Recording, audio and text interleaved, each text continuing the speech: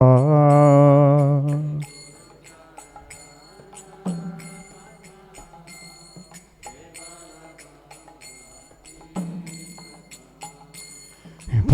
Bovi Sabadana Bhakti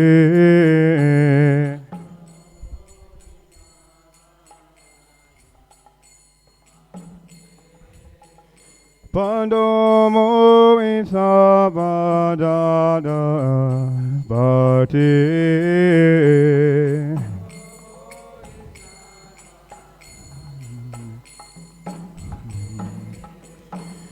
Yara Prasadi Vai Hibavaturi Aja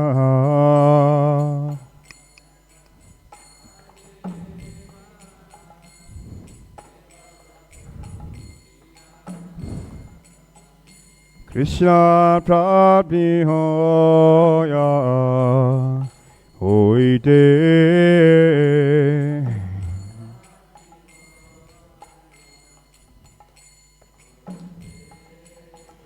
Krishna Prabhi Hoya Hoite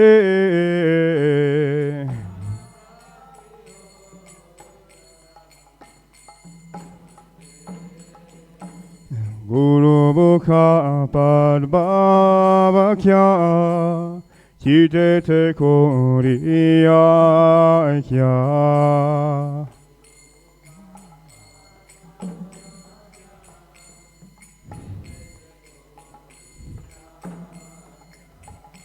Harana Kuriyobani Asya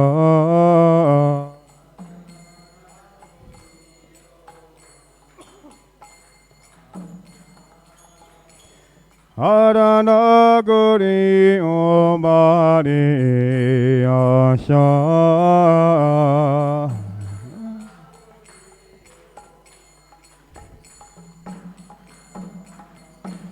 Shri Guru Charari Rati Hesu Tabagati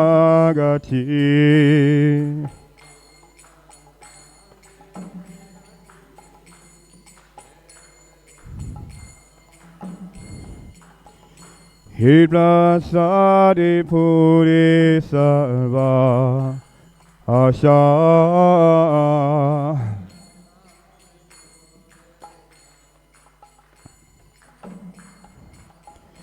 Hidlasadi Puri Sarva Asha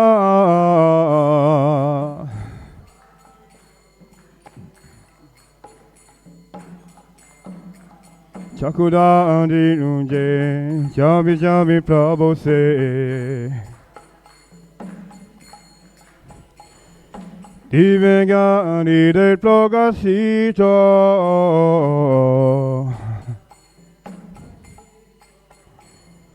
Prema Bhakti Jahudi Avira Vina Sajate Ridega Chara Charita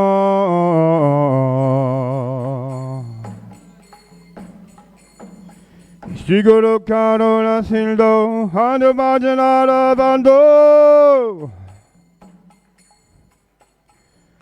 Lokina Lokira Jivana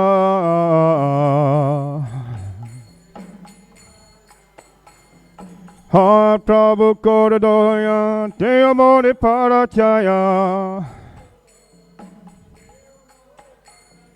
Hiregan is Trudri Bovana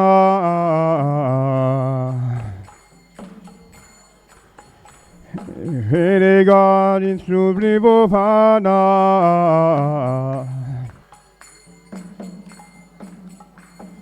Ha Prabhu Koradoya Te Amore Parachaya Hiregan is Trudri Bovana Shira Prabhupada Padita Bhavana Jaya Jaya Prabhupada, Prabhupada, Prabhupada, Prabhupada.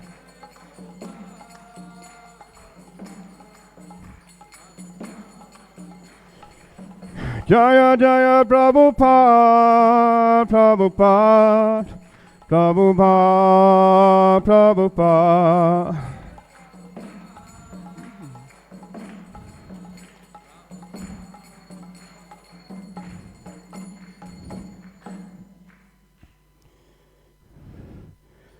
Namo Vishnu Padaya Krishna Vishnaya Bhutale Srimati Bhakti Vedanta Swami Nityanavine.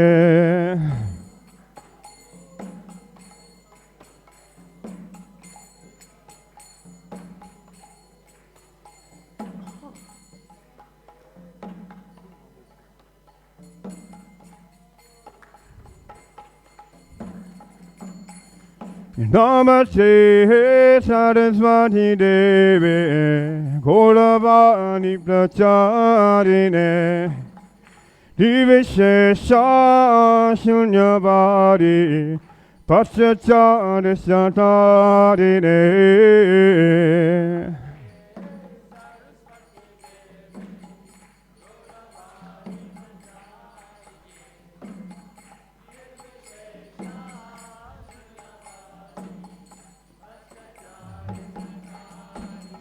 Jaya Shri Krishna Caitanya Prabhu Nityananda Sri Advaita Gadadara Srivasari Gaura Bhakta Vrinda.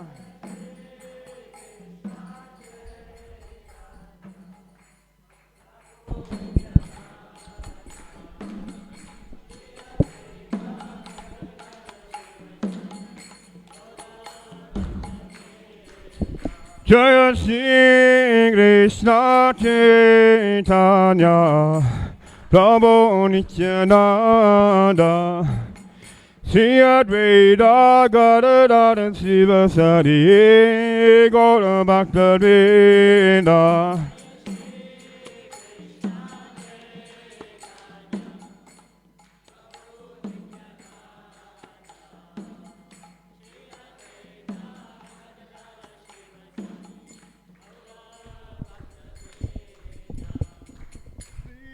Krishna Caitanya Prabhu Nityananda Sri Advaita Gadadara Srivasari Gaura Bhakta Vrinda.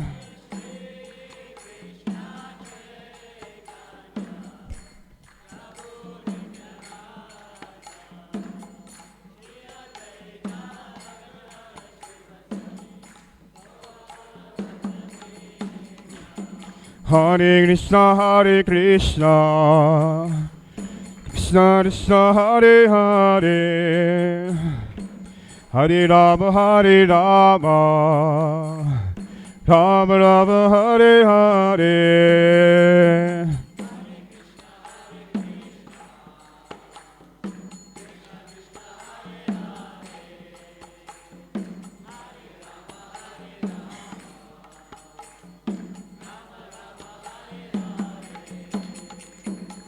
Hare Krishna, Hare Krishna, Krishna Krishna, Hare Hare, Hare Rama, Hare Rama, Rama Rama, Hare Hare.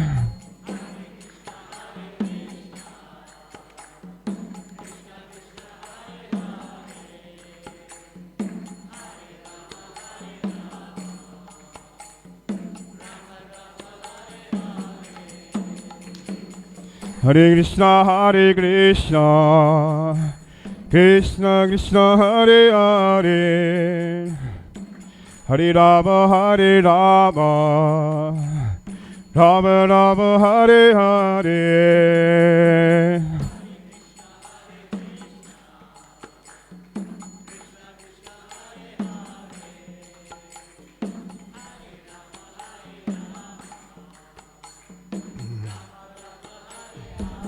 Come on, everyone together.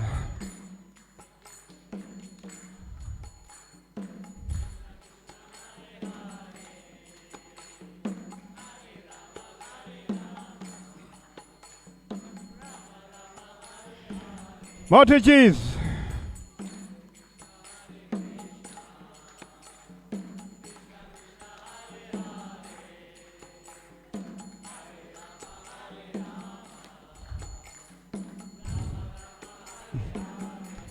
Prabhu's.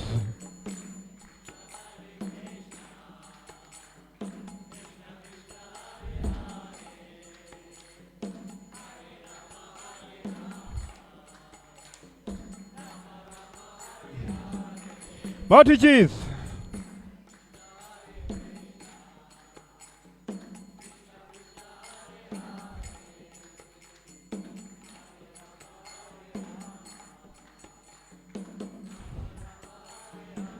Prabhu's again.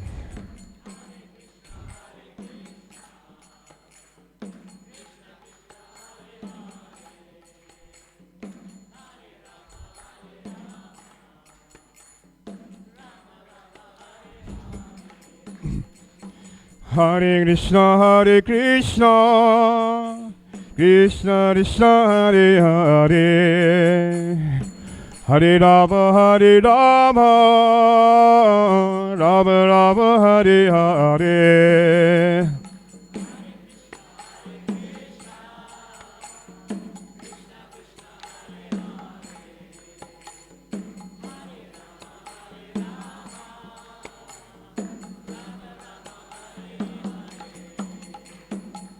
Hare Krishna, Hare Krishna, Krishna Krishna, Hare Hare, Hare Rama, Hare Rama, Rama Rama, Hare Hare.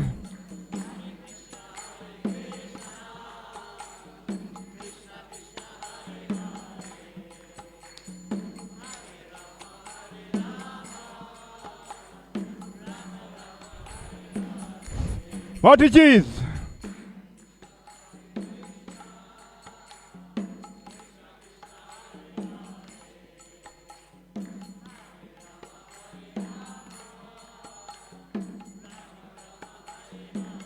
Prabhu's this side.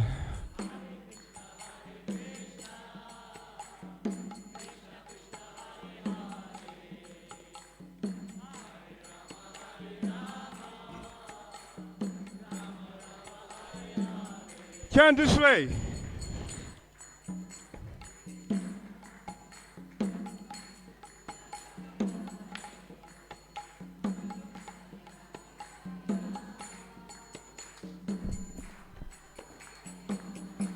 This way.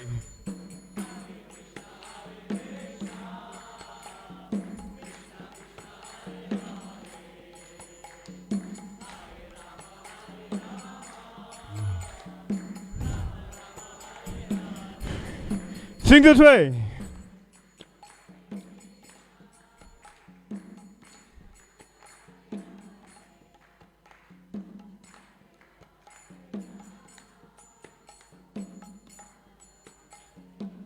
Prabhu's.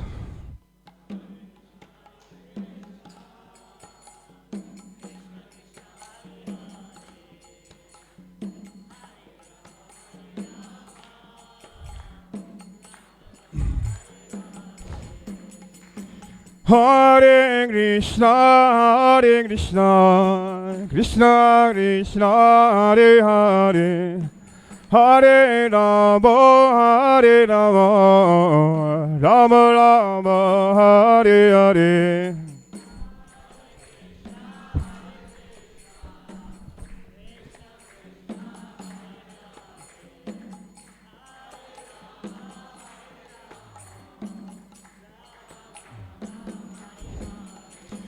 Hare Krishna, Hare Krishna, Krishna Krishna, Hare Hare, Hare Rama, Hare Rama, Rama Rama, Hare Hare.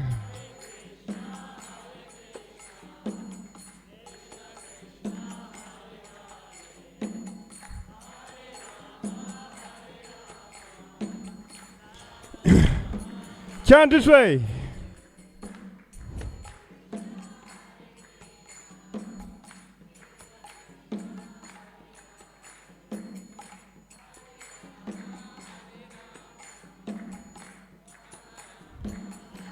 This way.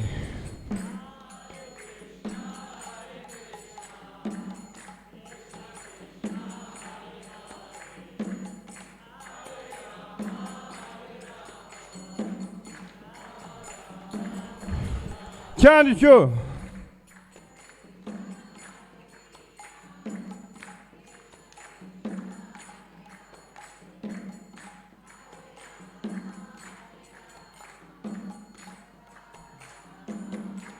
Prabhu's.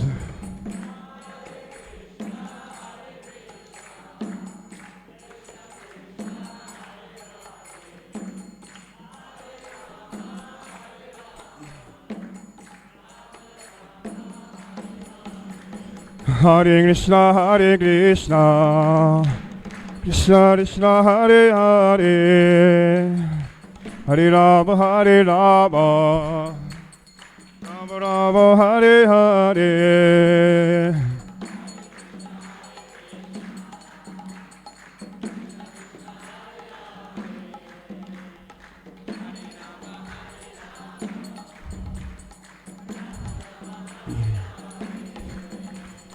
Hare Krishna, Hare Krishna, Krishna Krishna, Hare Hare, Hare Rama, Hare Rama, Rama Rama, Hare Hare.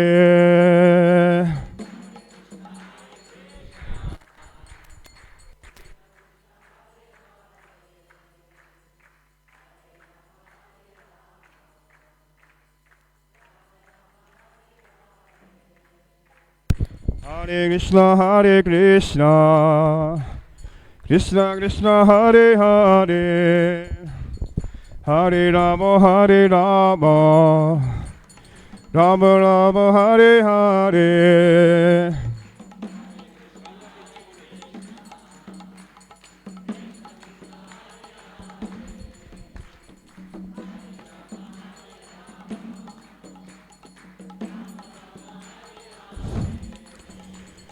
Hare Krishna, Hare Krishna, Krishna Krishna, Hare Hare, Hare Rama, Hare Rama, Rama Rama, Hare Hare.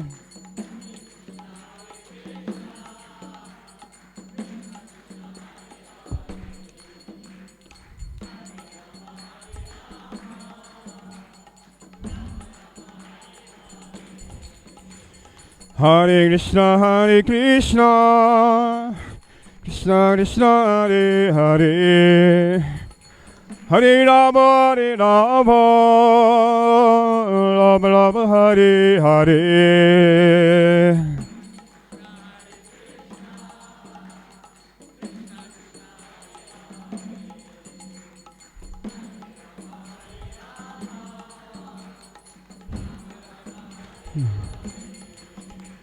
Hare Krishna, Hare Krishna, Krishna Krishna, Hare Hare, Hare Rama, Hare Rama, Rama Rama, Hare Hare.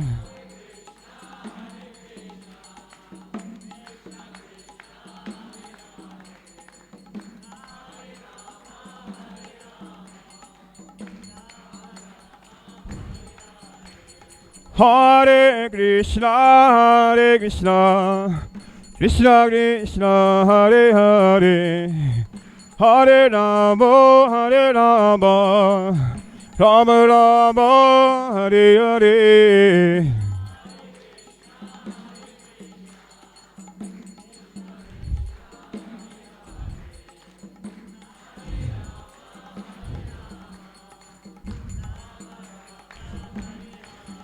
Jaya Prabhupada, Prabhupada, Prabhupada, Jaya Prabhupada.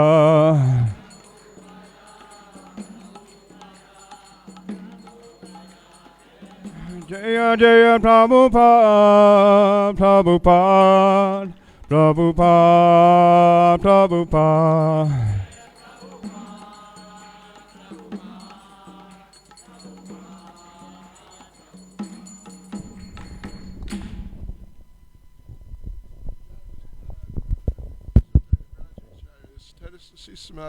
His Divine Grace, A.C. Bhaktivedanta Swami, Srila Prabhupada ki, ISKCON's founder Acharya Srila Prabhupada ki, Anantakoti Vaishnava Vrinda ki, Namacharya Srila Haridas Thakur ki, Prem Sigahas Krishna Chaitanya Prabhu Nityananda, Sri Advaita Gadadha Shivasati Gaura Bhakta Vrinda ki, Shri Shri Radha Krishna Gopinath Shamkund Radhakund Giri Govardhan ki, Shri Vrindavan Dham ki, Shri Mayapur Dham ki, Shri Jagannath Puri Dham ki, Shri Shri Radha Radhanath ki, Shri Giri Govardhan ki, Shri Chaitanya Mahaprabhu ki, Srila Prabhupada ki, Shri Harinam Sankirtan ki, Transcendental Book Distribution ki, Tulsi Devi ki, Bhakti Devi ki, Yamuna Mai ki, Ganga Mai ki, Samaveta Bhakta Vrinda ki, Gaur Premanande. All glories to the assembled devotees. All glories to the assembled devotees. All glories to the assembled devotees. All glories to Sri Guru and Sri Gauranga. All glories to Srila Prabhupada.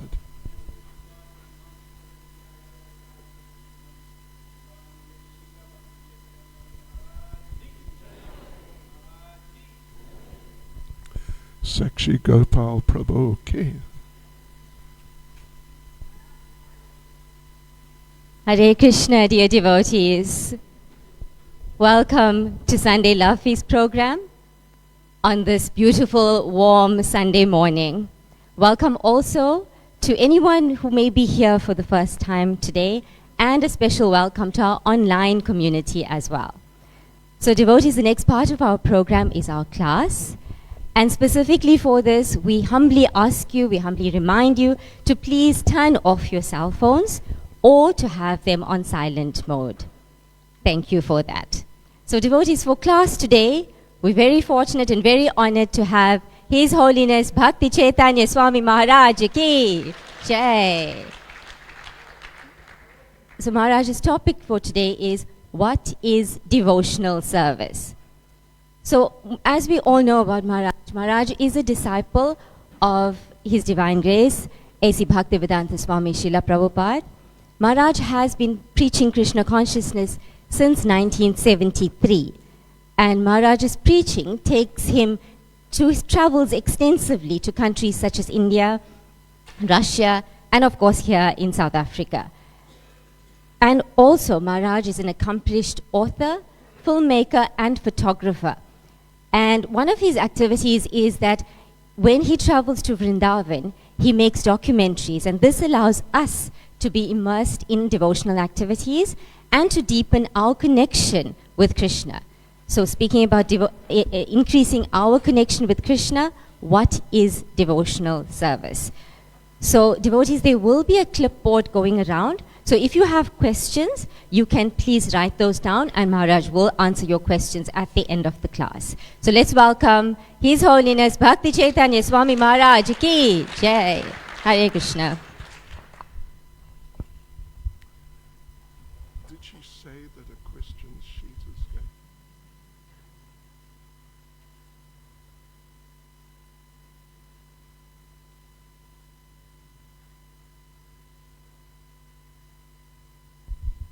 Okay, thank you.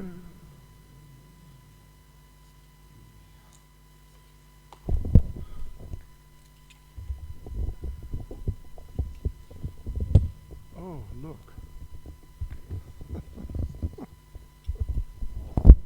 Well, I tell you what, I'll sing. I don't know what to do, actually. Anyway, I'll sing Jai Radha Madhava.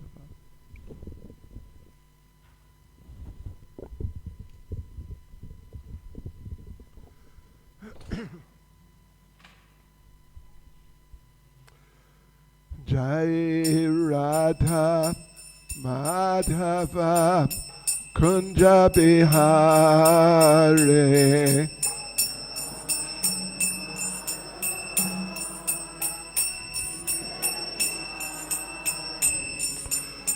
Jai Radha Madhava Kunja Bihare.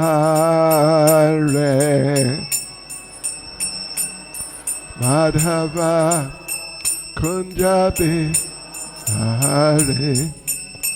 Gopi Jana Ballava Giribaradhare.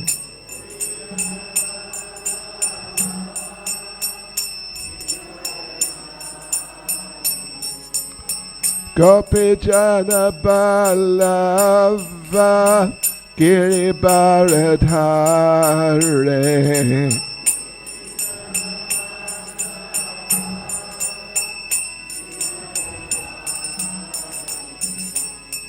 Yashodanandana Vraja Janaranjana.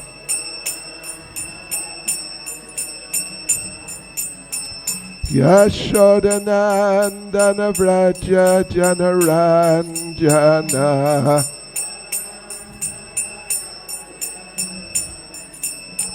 Yamunatira Vanachare.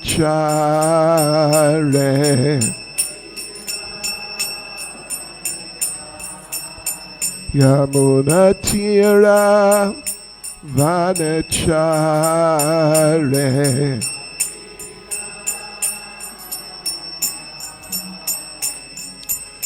Jai Radha Madhava Kunja Bihare.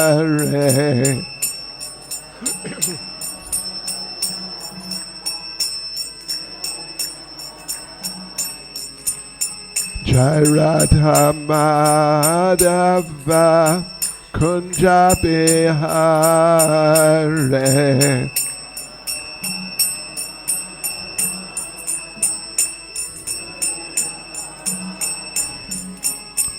Gopi Jana Ballava Giribaradhare.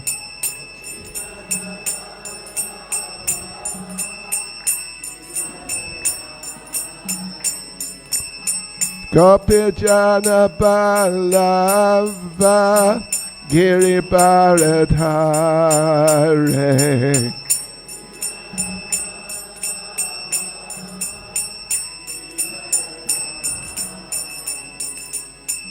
Yashodanandana Vraja Janaranjana.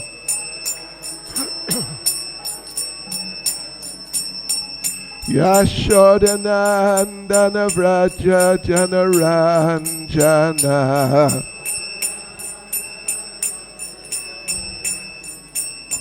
Yamunatira Vanachare.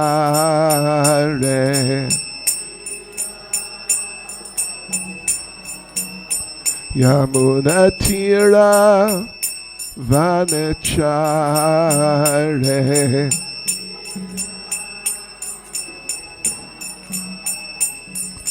Jai Radha Madhava Kunja Bihare.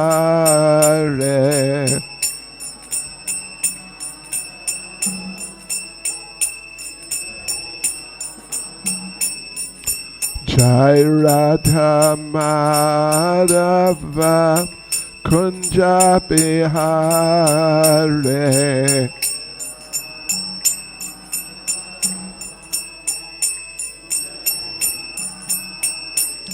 Jai Prabhupada, Jai Prabhupada, Jai Prabhupada, Jai Prabhupada.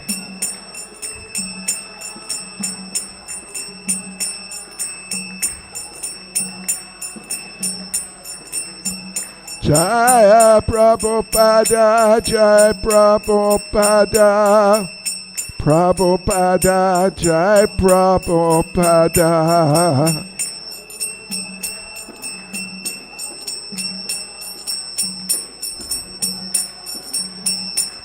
Jai Jai Prabhupada, Prabhupada, Prabhupada, Prabhupada.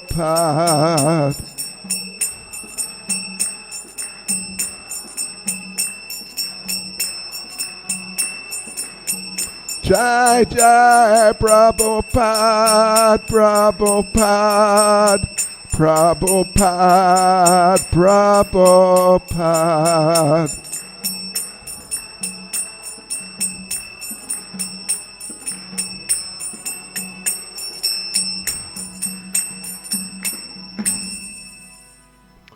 Jai Vishnupad, Paramahansa, Parivrajacharyas, Tennessee Samad, His Divine Grace, A.C. Bhaktivedanta Swami, Srila Prabhupada Ki, ISKCON's founder Acharya Srila Prabhupada Ki, Grantaraj Srimad Bhagavad Gita Ki, Sri Sri Radha Radhanath Ki, Sri Giri Govardhan Ki, Sankirtan Yagya Ki, Gopremanande. All glories to their Samo devotees. All glories to their Samo devotees. All glories to their Samo devotees. All glories to Sri Guru and Sri Gauranga. All glories to Srila Prabhupada.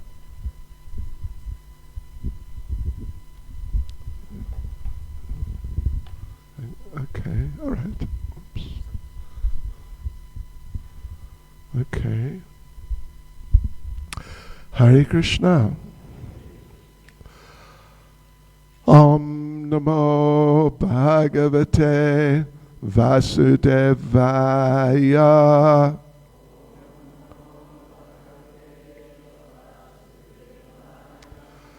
Om Namo Bhagavate Vasudevaya.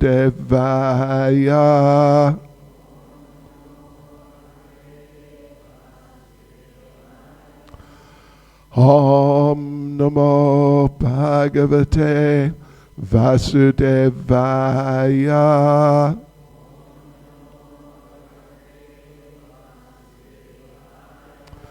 So Hare Krishna devotees, how nice to be here with you all and get your association again. And yes, as we heard, the topic is, what is devotional service? So that's quite a subject matter, actually. But anyway, let's have a look. It's very interesting because this really, in one sense, is the essence of Krishna consciousness. So first of all, I'll read a verse from the Bhagavatam. It is Srimad Bhagavatam, Canto 3, Chapter 25, which is titled The Glories of Devotional Service. And it is verse 25. So 3:25.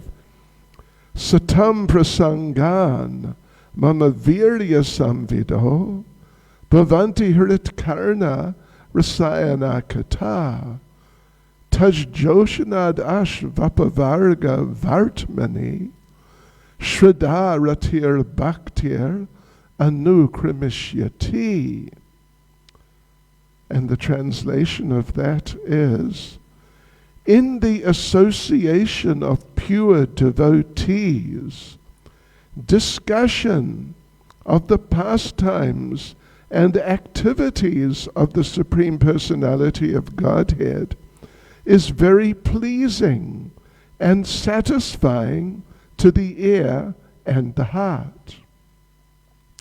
By cultivating such knowledge, one gradually becomes advanced on the path of liberation, and thereafter he is freed, and his attraction becomes fixed. Then real devotion and devotional service begin. Yes, that's a background, a sort of a foundation for our discussion today. Let me just offer a couple of prayers. Nama Om Vishnuvadaya Krishna Prestaya Bhutale Shrimati Bhakti Vedanta Swaminiti Namane Namaste Saraswati Deve Gauravani Pracharane Nirvishesha Shunyavadi Pastyatya Deshatarane Sri Krishna Chaitanya Prabhu Nityananda Sri Advaita Gadadha Shivas Adi Gaura Bhakta Vrinda Hare Krishna, Krishna Krishna, Hare Hare, Hare Rama, Rama Rama, Hare Hare. Vanchakalpatarubhyascha, Kripa Sindhubhya eva cha, Patitanam Pavanebhyo Vaishnavebhyo Namo Namaha. Hare Krishna. Yes, so devotional service is the translation of a particular Sanskrit term, because all of our literatures, or scriptures at least, initially they come in the form of Sanskrit language. Yeah, which fortunately Srila Prabhupada has translated for us, so we do not need to learn Sanskrit in order to understand what is Krishna consciousness, because Prabhupada has translated all the essential parts and more from Sanskrit into English. So devotional service then is the translated in English form of the Sanskrit term Bhakti Yoga. Of course, oftentimes people, when they hear this word yoga, what sort of appears in their mind, just like that, in so many cases, is someone sitting cross-legged like the gentleman here. Well, trying to sit cross-legged. It's all right. Cross-legged, and even in a lotus position, which means the feet, as you're sitting cross-legged, your feet come up on the opposite sort of thigh. Or, yeah, I mean, there are different postures, types of, in Sanskrit they're called asanas, different types of positions that the practitioners of that particular form of yoga that they sit in or stand in some cases, or lie in. And this is generally what people think when they hear this term yoga. But actually there's a lot more to yoga than just sitting cross-legged or standing on your head or something of that sort. That's a long story actually, very interesting, but the word yoga means to link with God. This is what the term yoga means. And actually there are many different forms of yoga, types of yoga. Just in Bhagavad Gita, Lord Krishna discusses karma yoga quite extensively. In the 3rd chapter of Bhagavad Gita, in the 5th chapter also, they're both titled, basically, Karma Yoga. And then the 6th chapter is titled, who will tell me what is the title of the 6th chapter of Bhagavad Gita? Now look, so many of you know. Anyway, the title is Dhyana Yoga. Dhyana. Dhyana means to meditate, focus the mind in a particular direction, or particularly a spiritual type of direction. Dhyana yoga. In fact, dhyana yoga is one part of, you could say, a greater system of yoga, which is called Ashtanga yoga. Ashta means 8, and anga means limbs, literally. So it's a form of yoga which has 8 particular aspects. We're not going to go into the details, but one of them is dhyana, which means meditation. And then there's also, Krishna discusses to some degree in the first 6 chapters of Bhagavad Gita, Jnana yoga.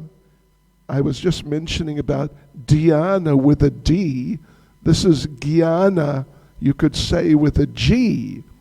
And in this case, jnana means knowledge. Yeah. And another form of yoga, which is, Lord Krishna touches on it or discusses it to some degree in those first 6 chapters of Bhagavad Gita. It's called Sankhya yoga. And Sankhya means to analyze philosophically. It's like an intellectual process, you could say. So these are some of the forms of yoga which there are, and there are more actually. But they're all, the idea is, the term yoga means to link with God. In the case of dhyana with a D, yoga, through meditating on God. Or I just mentioned Sankhya, to connect with God through analyzing God and His world. And Jnana with a G, yoga, means to cultivate, like study philosophically and try to understand God in that way. And karma yoga, I mentioned, there's actually 2 chapters in Bhagavad Gita which are titled Karma Yoga. And karma in that context, you know, like many Sanskrit words, the word karma has a number of meanings depending on the context within which it's used.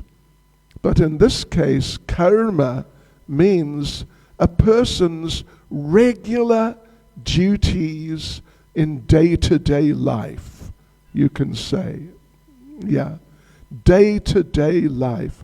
Nothing like esoteric, extraordinary, you know, just very ordinary. Just as, you know, when we meet people, often we ask them, what do you do? Right? What do you do? I mean, if you really wanted to, you could answer that in many ways. You could say, well, what do? I eat, I breathe. These are all things I do.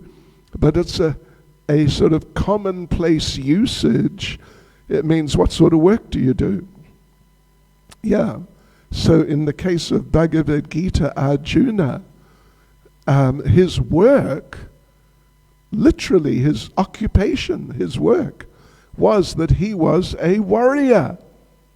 He was a fighting man, and not just sort of fighting just for the sake of it, but protecting people from being abused physically. Right, so that was his karma. And someone else may be a housewife. I'm sure, in fact, I know we have at least a few housewives here. And yeah, so that's your karma. That's your occupation, basically. Yeah, okay.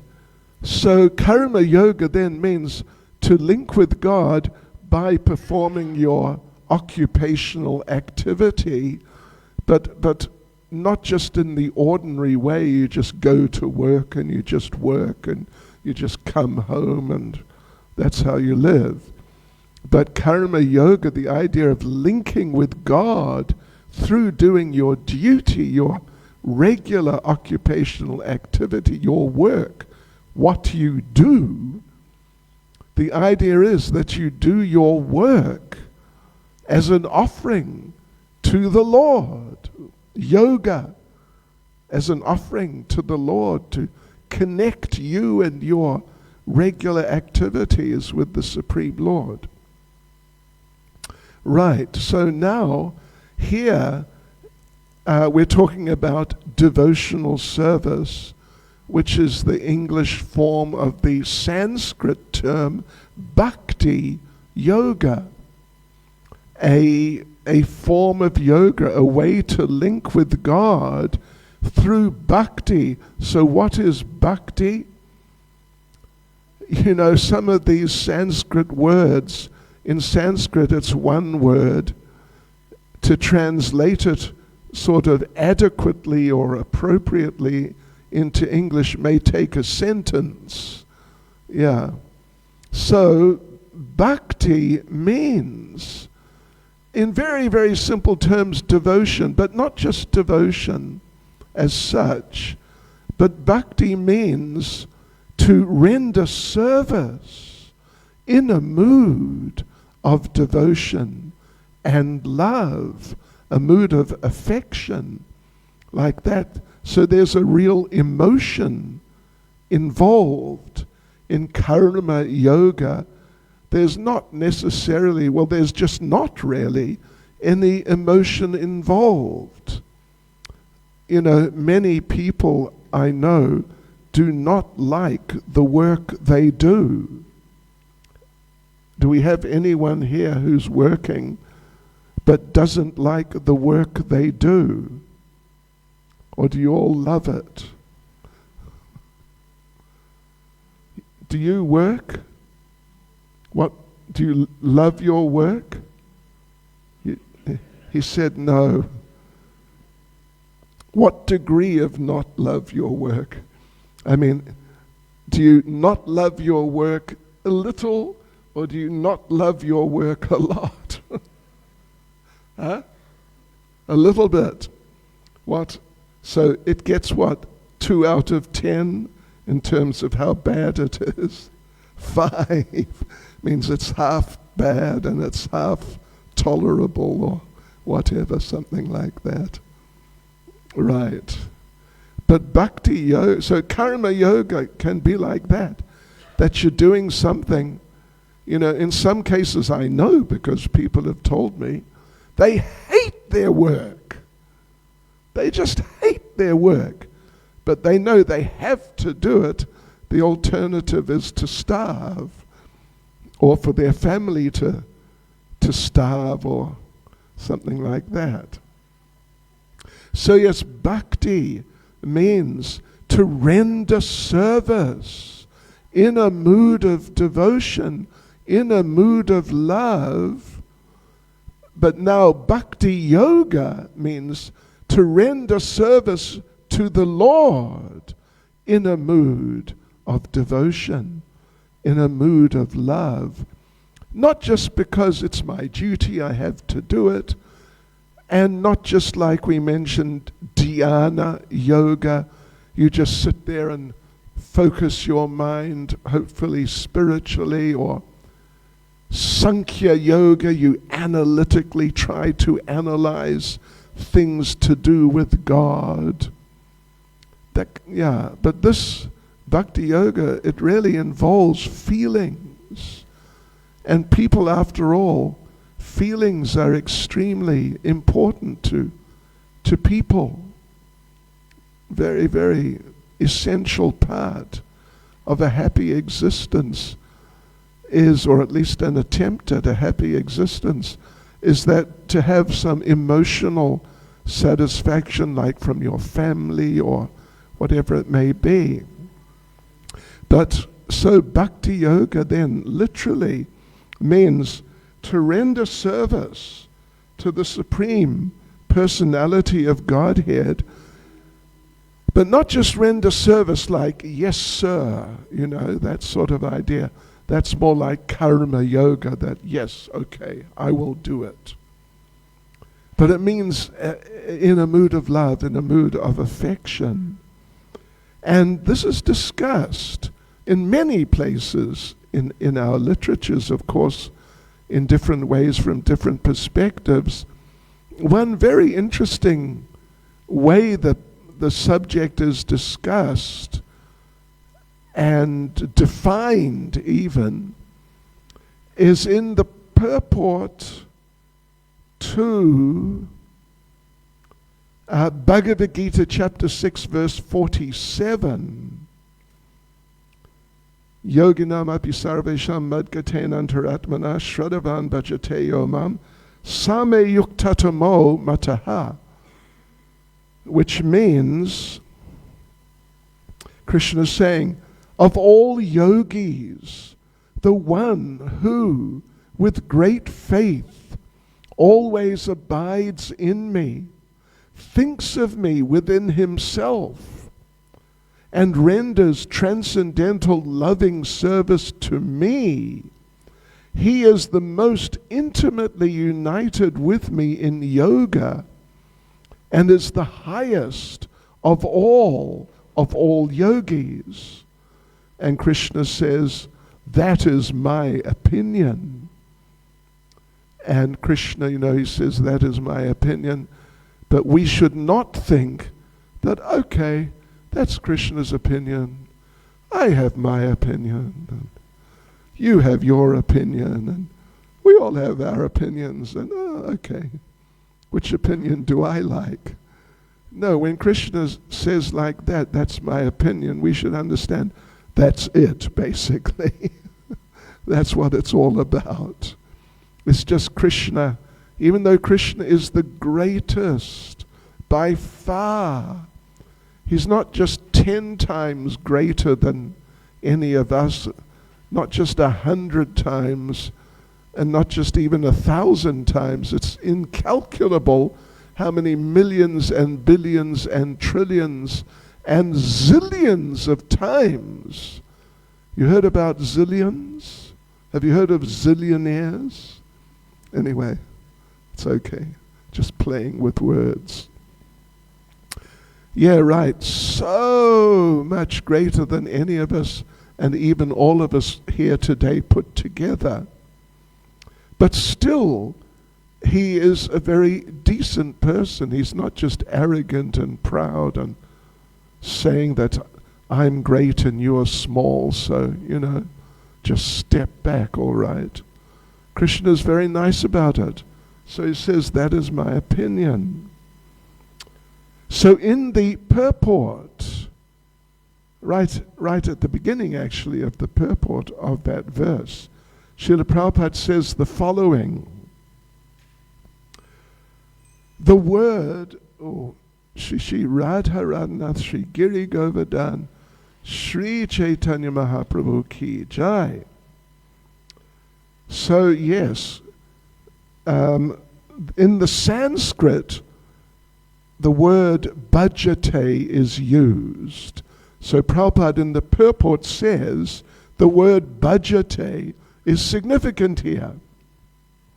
Bhajate has its root in the verb bhaj, B-H-A-J, which is used when there is a need of service.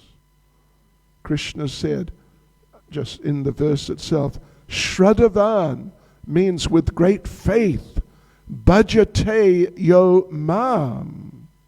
Bhajate yo mam. Bhajate to me. Yeah, renders service to me. So yeah, Prabhupada says the word bhajate is significant here. Bhajate has its root in the verb bhaj, which is used when there is need of service. And Prabhupada makes the interesting point, very important. The English word worship cannot be used in the same sense as bhaj. Worship means to adore or to show respect and honor to the worthy one. But service with love and faith is especially meant for the Supreme Personality of Godhead. So the word bhajate appears in the verse, as we said, coming from the root. In Sanskrit it's called the dhatu. Dhatu means the root form of the verb. If you remember from school, verbs. Do you remember verbs? Do you remember you know what a verb is? Well, verb means like I do. Or in this case, I serve. Yeah, that's a verb.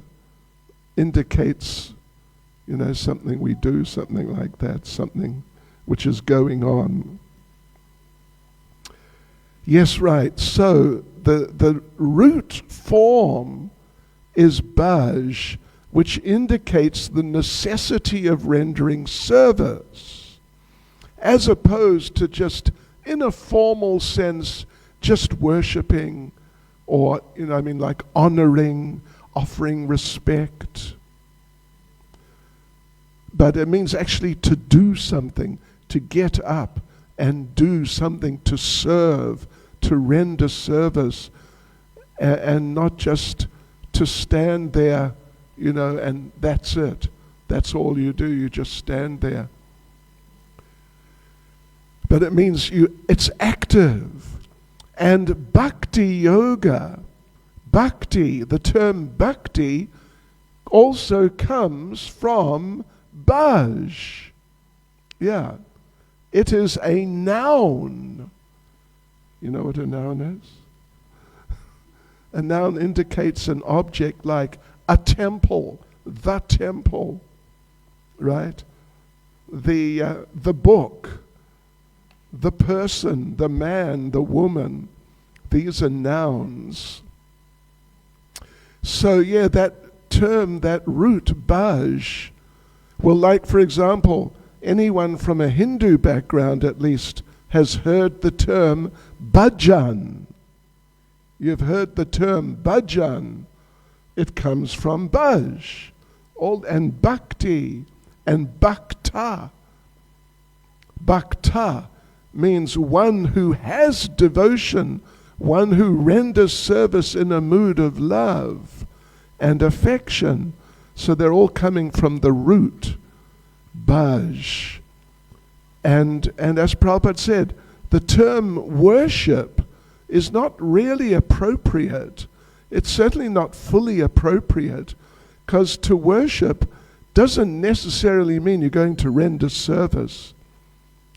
And particularly it doesn't necessarily mean you're going to really get into doing something, like even dedicate your life to serving. You can come and stand, as happens, in front of the altar here and offer some fruit, as so many people do, and place it there and say a prayer. That's a form of worship. But then you go off and you do something else, like you watch television and some materialistic TV. What is the top of the most popular things on TV now? What's the most popular? Do you know? You don't know? Congratulations. It was a trick question. If you had said, yes, it's this or that, then I would have known, not so good really. Because anyway, television is really, generally at least, really not very good, or even detrimental. So, but a devotee, someone who is doing devotional service or performing bhakti yoga, in a mood of love, in a mood of affection, rendering service to the Supreme Lord. That's different from a person who may just come once a week or once a month or something and just offer some bananas. In fact, I've mentioned it on a number of occasions. Some years ago, I met one person who was doing that. He was coming every day with one banana, one 250 milliliters of milk, and one burfi, and one stick of agarbatti, and this was all assembled on the plate. And I asked him, "What are you doing?" Because I had seen him come a couple of days with the same plate with these items. And he said, "Yes, I have made a vow that I will offer to God every day for 1 month, ek kela," anyway, one banana, one the smallest bottle of milk, and one burfi, one sweet, and one stick of incense, agarbatti, for every day for a month. And at the end of the month, I want a new BMW. And I thought, gosh, what a good deal that would be, wouldn't it? I mean, how much does that little plate of things cost? So, yeah. Oftentimes worship means not just that you're offering, here, take this, there you go. But it's part of like a transaction. I will offer this, and you, God, you must do something for me. Worship is more along these lines too. Not simply offering something for the sake of offering, but in devotional service, if we're doing some service, but at the same time we're thinking, Krishna, I'm doing this for you, and therefore, because I'm doing it for you, I want such and such for me from you, then how can you really say it's done in love or devotion? Anyway, it's better than nothing. It's definitely better than nothing. But it's what we call mixed devotional service. Yeah. Mixed. Not pure devotional service. So really, in our attempts to render service to Lord Krishna in a mood of devotion, in a mood of love and appreciation for the mercy that we get from him, we should try to cultivate purity in it. At least we should try to cultivate purity, to just become completely pure, meaning no selfish desires. That like I said, I'll do this for you, I want something for me from you in exchange. Purity in this context means particularly that we're not looking to get something back, but we're just rendering that service just for the pleasure of the Lord. And just an interesting little point, that when couples have children, when the children are very small, like right in the beginning of their lives, then the parents have to look after the child, and the child does not reciprocate. Isn't it? It's a one-way street. The parents are just serving and serving. And therefore, in a certain sense, for devotees to have children, it can be good for them spiritually in that they get some experience of selflessly doing something. because they cannot tell the child, a 2-month-old child or 1-month-old child, all right, I will give you some breast milk, and you must do something for me. It's out of the question, isn't it? Completely, there's no question. So like that, it can be, not always, but it can be helpful to begin to grasp the idea of being selfless in service to the Lord, just trying to please Him. And for me, nothing, just whatever the Lord likes, and if it's nothing, that's fine. As Lord Caitanya said, that I'm trying to serve you, and you may crush me in your embrace, which means you may give so much back to me that I sort of drown in it. It's just a huge amount you may give back. Or you may make me broken-hearted by not sort of doing anything, you could say. Just taking the service, and that's the end of it, with no apparent reciprocation. So, but whatever you want, that's up to you. This is a mood of pure devotion. Whatever you want, it's up to you. If you want to give me nothing, that's fine. And if you want to give me a lot, that's no better. It's just fine. Yeah. And you give me nothing, and it's the same. I don't feel that, you didn't give me much this week.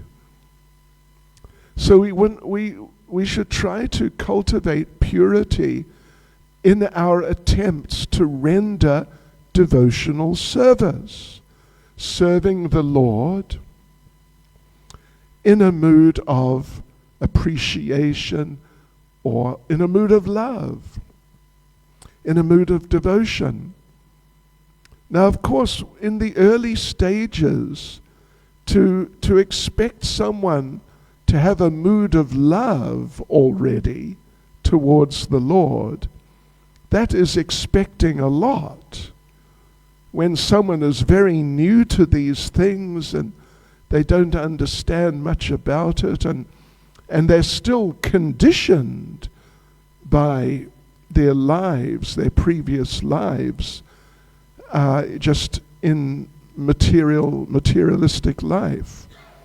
So to expect people to come from, just a very self-centered way of life to suddenly a pure way of life where they're just doing everything for the Lord with actually no expectation of getting anything back at all.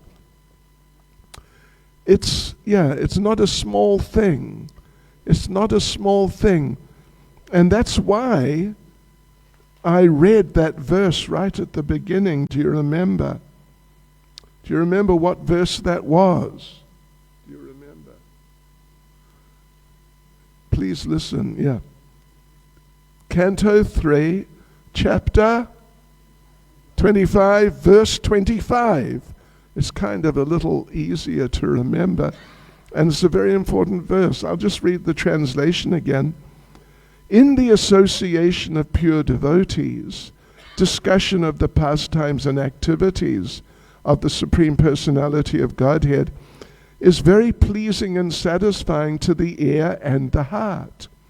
By cultivating such knowledge, one gradually becomes advanced on the path of liberation, and thereafter he is freed, and his attraction becomes fixed. Then real devotion and devotional service begin. So there are different levels of devotional service. From the very beginning, where you may hardly understand what you're doing, to the point of being extremely advanced in a mood of pure loving devotion, with absolutely no concern for what one may get out of it or not get out of it. There's a big gap in between the two.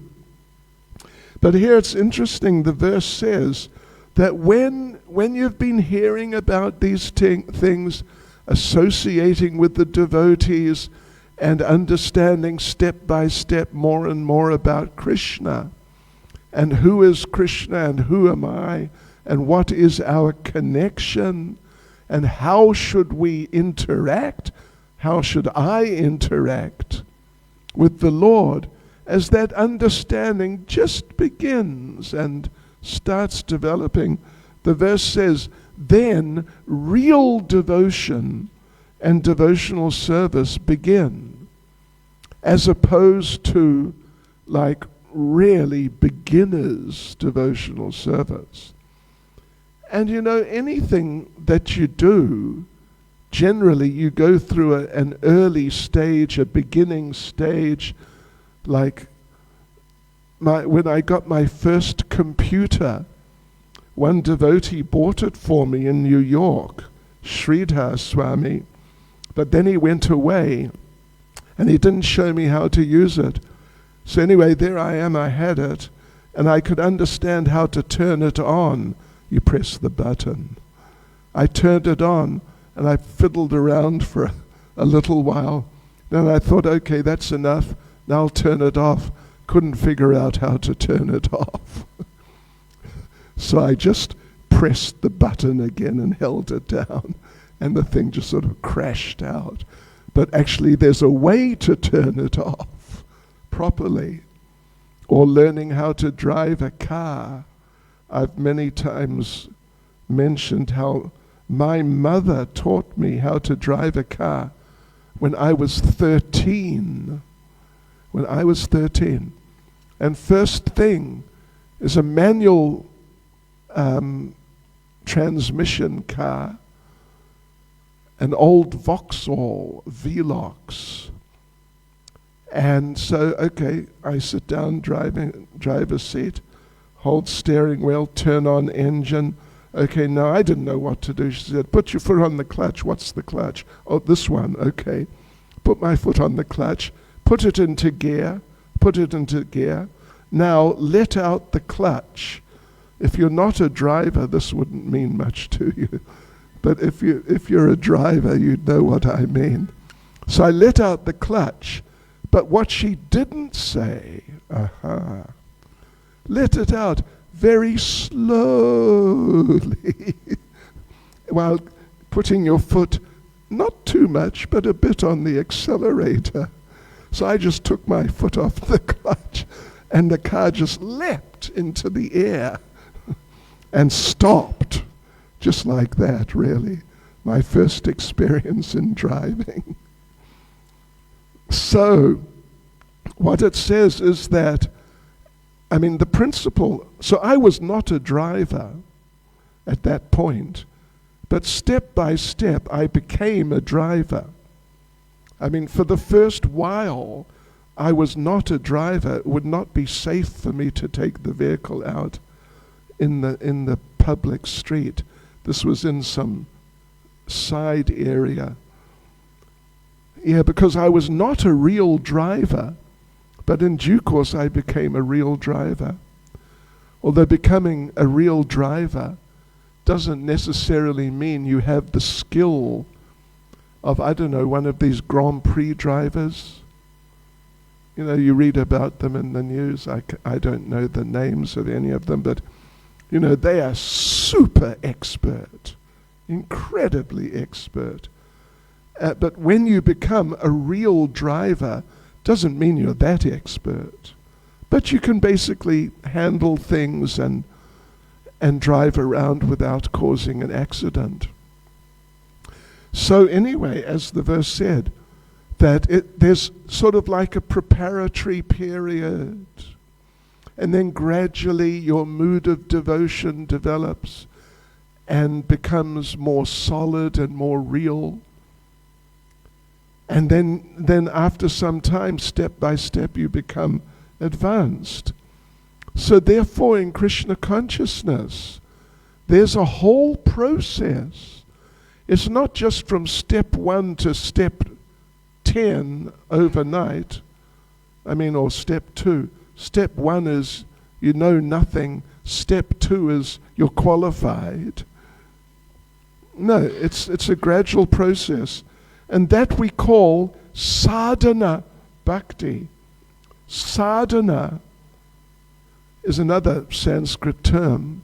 It means practice. You're practicing bhakti yoga, sadhana bhakti yoga. You're practicing, you're learning, and gradually coming to grips with the subject, and gradually you become established as a devotee in some mood, some emotion, some mood of feeling for the Lord, at least in the beginning some appreciation that the Lord does a lot for me, and it would therefore be appropriate if I reciprocated in some way. These things happen.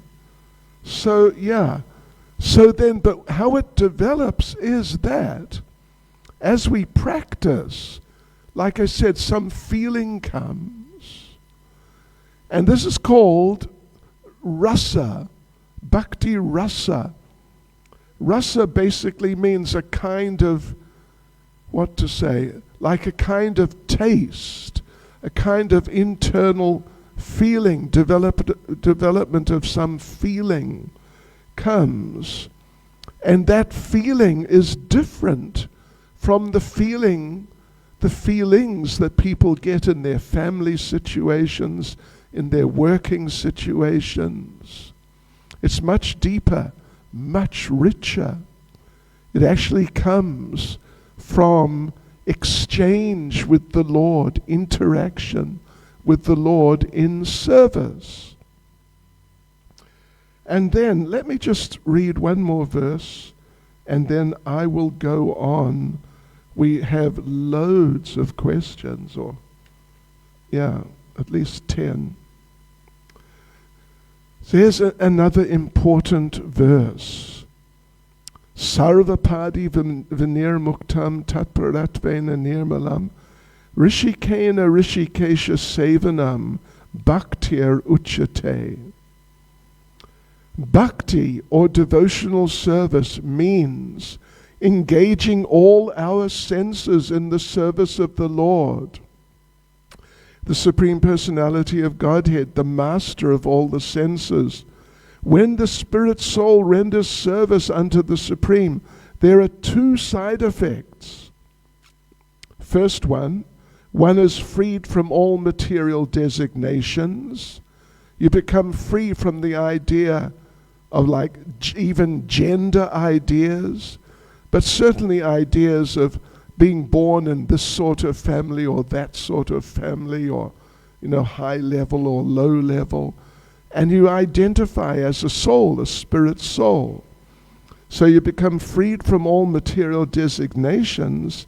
And then secondly, one's senses are purified simply by being employed in the service of the Lord.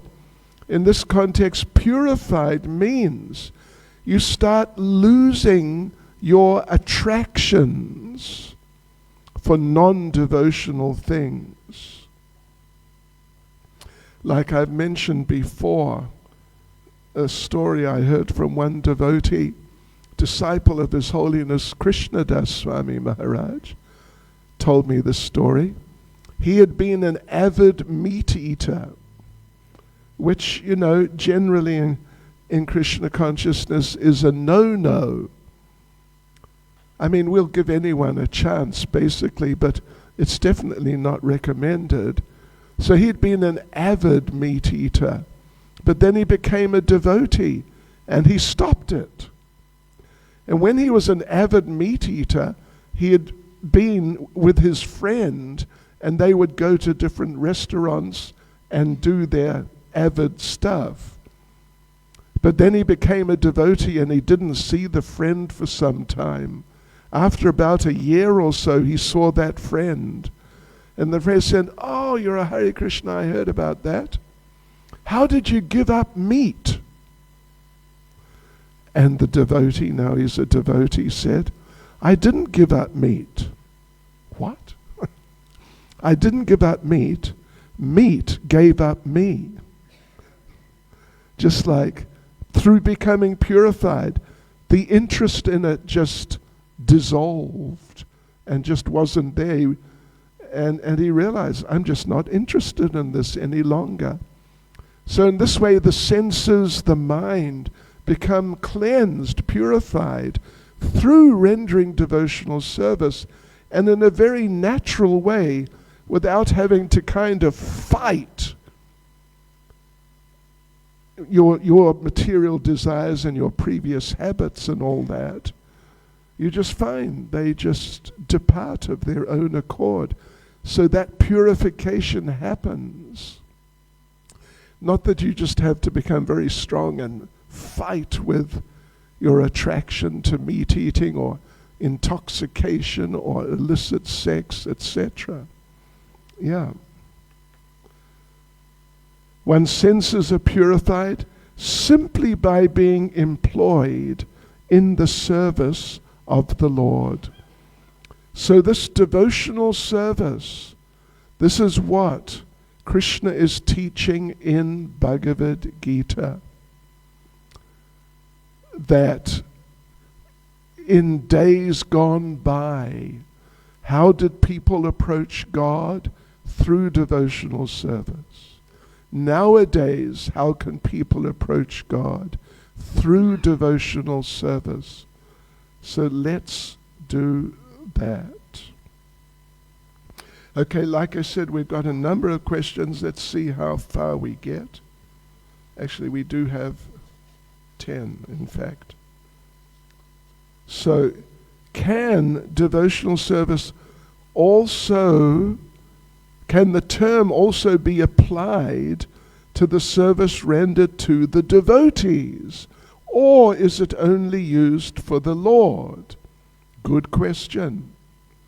I mean, it's a big subject. It's a big subject. We could easily have a multi-day seminar on what is devotional service. But the answer to your question is yes.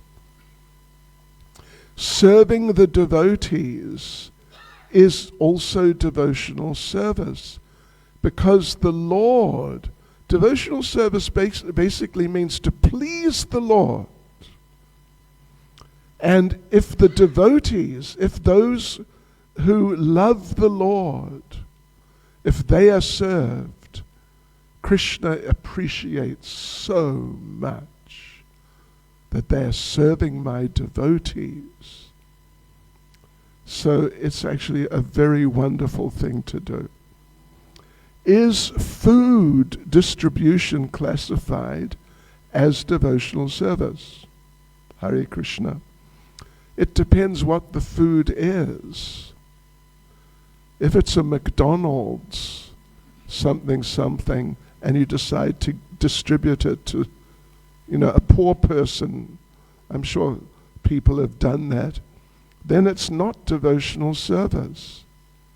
But if it's some food which has been offered to the Lord, and now you distribute that, then that's devotional service.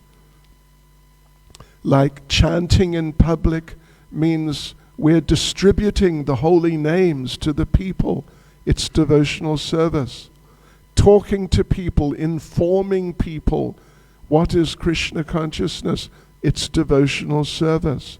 And distributing prasadam, sanctified food which has been offered to the Lord, is definitely devotional service. Okay, so I would like to know if my daily work in my business is to serve Lord Hari by supporting cow protection and nature conservation efforts, and also doing a weekly drive supporting a few people with prasadam with sincere loving and devotional service. My business activities comply with the regulative principles as it's cyber security. It's not like one of these business, like if you own a supermarket, and so you're selling veggies, which is not too bad, but selling meat, liquor, not good. So cybersecurity, is it good for us to always start with why we do what we do for the love of Guru and Gauranga? Well, it sounds basically nice. You're doing your business and you're taking some profit to maintain yourself and your family. And assuming you're a devotee and your family are devotees, then maintaining your family and maintaining you is devotional service, actually serving the devotees. Nature conservation, so cow protection, of course, is a famous form of devotional service because the cows are very dear to Krishna. Nature conservation efforts, well, it's more like mode of goodness, kind of materially good, rather than necessarily actually being devotional service generally, and helping some people with prasadam in a nice way. So basically you're doing devotional service. Your business is devotional service. As long as you don't get extravagant and, instead of just using a normal motor car, you buy yourself some super duper fancy Rolls Royce or, that sort of thing, then you can't really say that it's devotional service. But just getting a moderate, decent car, having a moderate sort of house, using moderate clothing and so on, that's acceptable under the heading of devotional service. So, how does one protect the mood in which we serve Krishna? Well, there's a number of things, but you must chant Hare Krishna very nicely. You must associate with devotees who have that mood, particularly devotees who have the mood more than you, and read Prabhupada's books. All of these things will help protect and develop your mood of service to Krishna. So if I speak about how much service I rendered for example, for a particular program like Janmashtami, is that an offense? Well, it depends. If you boast, if you get proud, I'm a great devotee because I distributed prasadam for 1 hour on Janmashtami. Just see, I'm a great devotee. Then pride. Krishna does not appreciate pride. Rather, Krishna appreciates humility. We should be very humble and take it that I was fortunate enough to be given the opportunity to render some service on Janmashtami rather than look at what service I did. How do you define who's a devotee? Well, devotees are really on different levels. Lord Caitanya discussed that with some devotees. It's a bit of a long story. But on the simplest level of who could be considered a devotee, like on the lowest, most beginning level, Lord Caitanya said, anyone who chants the name Krishna once in their life, well, actually then what he says is that this person is the best of the common people. It's kind of a borderline position, but it's connected with Krishna. You can't say there's no connection. So, but then he said that one who is chanting regularly is the best of devotees, better than just saying Hare Krishna once in your life. Shri Shri Radharanath Shri Giri Govardhan Shri Chaitanya Mahaprabhu Ki Jai. Now devotees, I have actually 4 questions left, and I don't think what should I do? Is there any authority here? Where? Oh, there, yeah, there's Jace. Shall I continue for a few minutes? Okay, just don't go away. So yeah, higher than the one who just chants the name of Krishna once in his life or her life is one who's chanting always or regularly. And the highest, Lord Chaitanya said, is one who, when people see him or her, they automatically chant, is the best of the devotees. But anyone who chants a little, we can accept that this is a devotee. May not be a good devotee or an advanced devotee, may have many serious problems even, but in the broadest sense, you can say, okay, he or she, they're a devotee. How would one render devotional service at a place of work where it seems one is the only devotee of Krishna among many non-devotees? Well, when you first start the job, you should just sort of feel them out a bit by, mentioning Krishna consciousness, see how they respond. If anyone's interested that sounds interesting, you can sort of more regularly work with them. But, there's no point, there's not really a good point, at least, sort of bashing them with Krishna consciousness. Yeah, just, if they're not interested, if they're really not interested, then you know what you should do? Every now and then, distribute some prasad. Bring a cake or some sweets. And that will help them in Krishna consciousness. And otherwise, take the money that you earn and use it in Krishna consciousness as much as you can.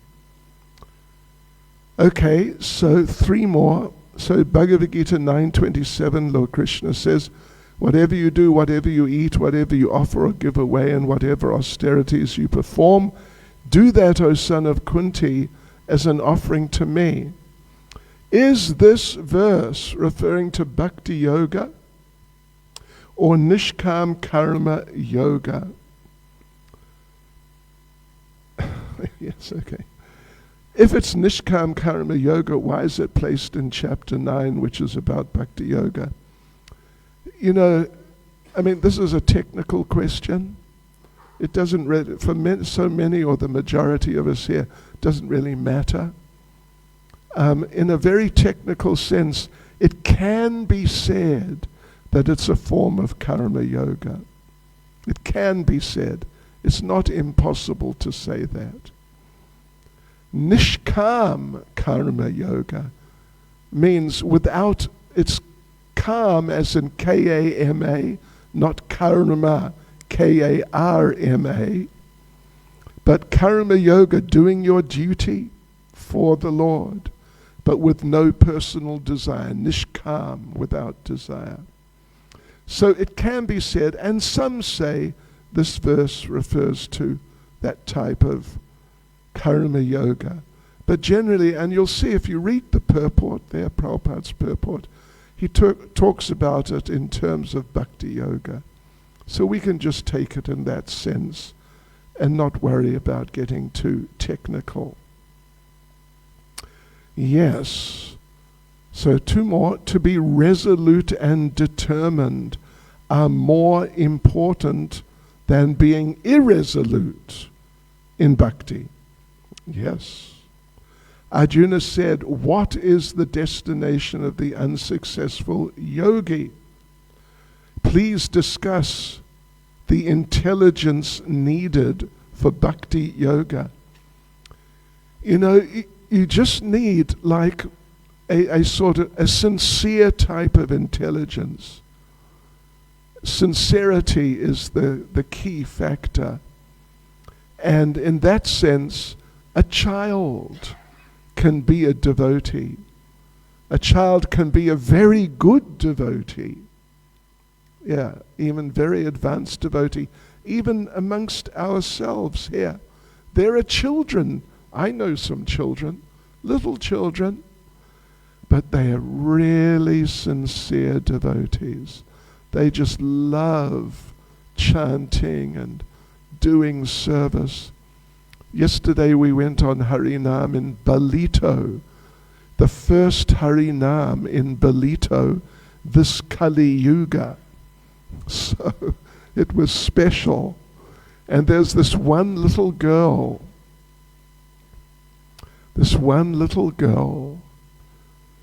and she fanned me, because it was a day like today, sunny day.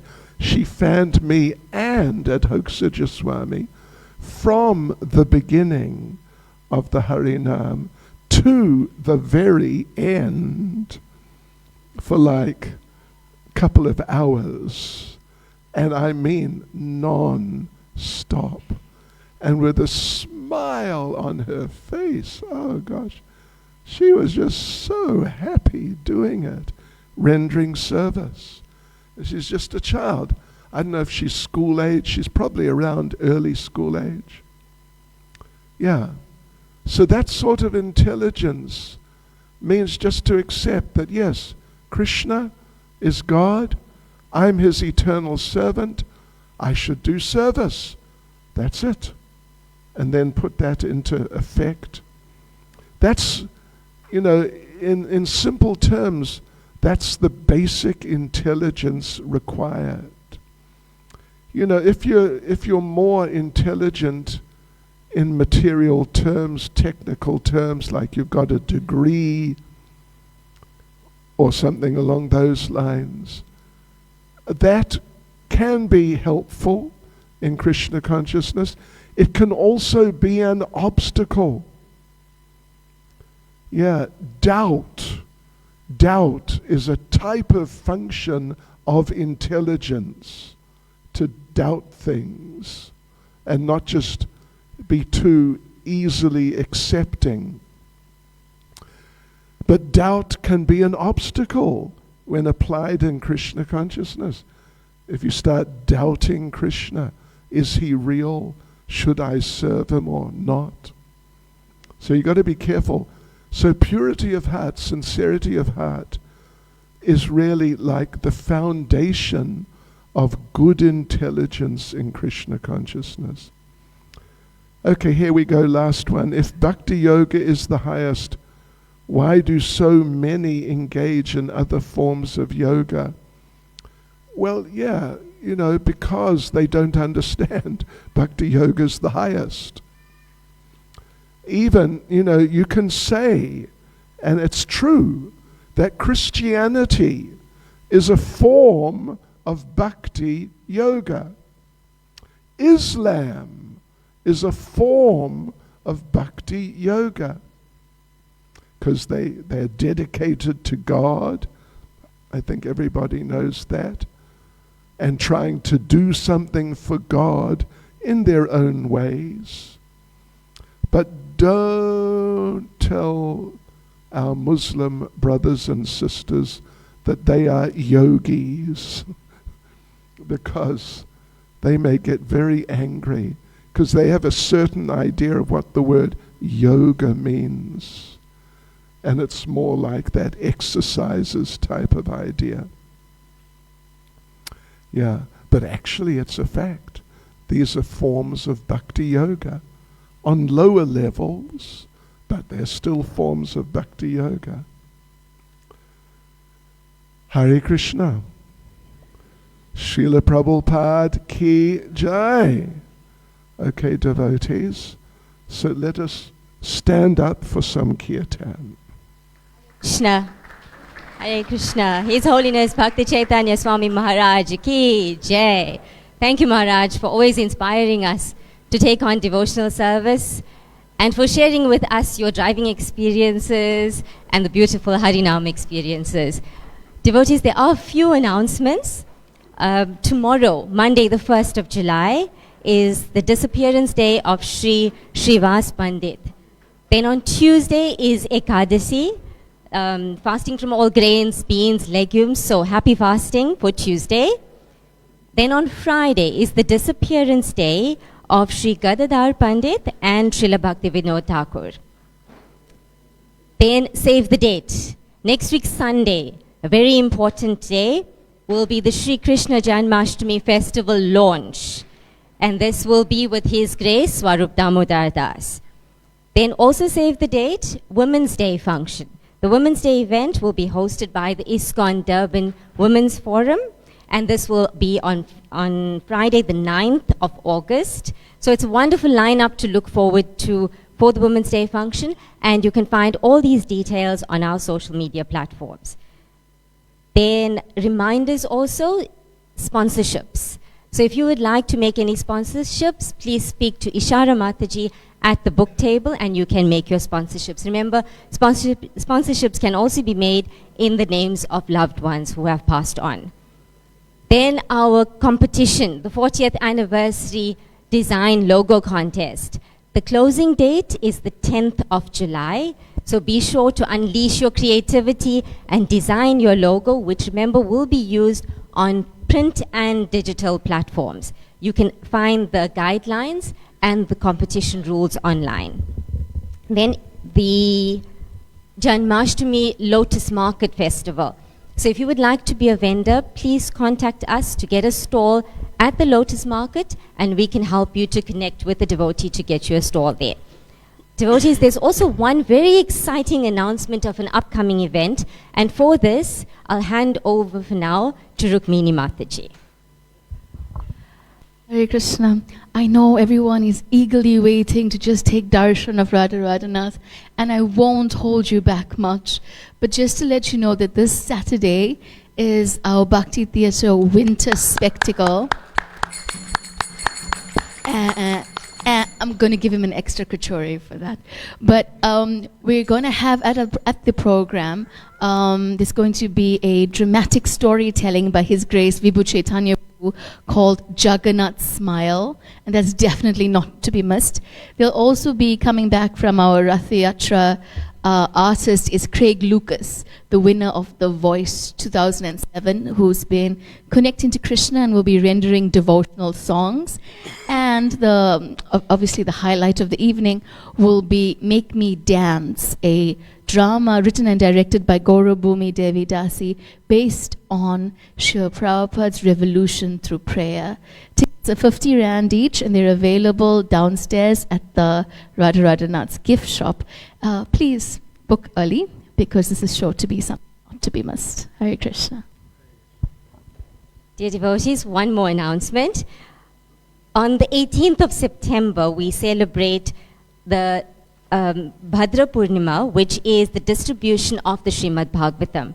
So on Sunday, the 14th of July, will be the launch, and you'll have more details on that day. So it's another save the date to look forward to. Devotees, today's Sunday Love Feast Prasadam has been prepared by Food for Life South Africa, led by Ramananda Priyadas and Rajan Prabhu. So a big thank you to this team for today's wonderful prasadam. We'll continue to observe Kirtan, Aarti and Kirtan. Devotees, thank you for attending today's Sunday Love Feast program. We wish you a blissful and blessed week ahead. Hare Krishna. Namo Vishnu Padaya Krishna Vishnaya Bhutale Srimati Bhakti Vedanta Swami Nityananda.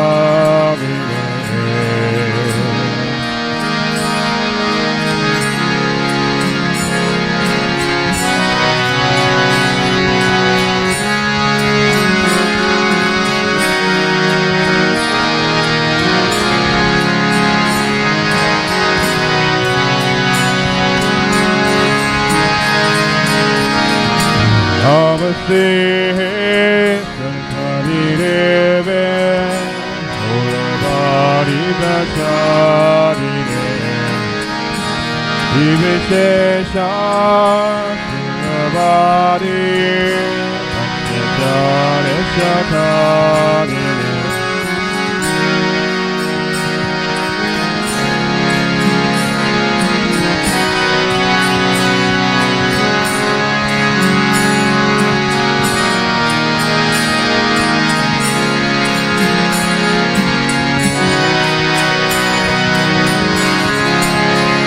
Jaya Shri Krishna Caitanya Prabhu Nityananda Shri Advaita Gadadara Srivasari Gaura Bhakta Vrinda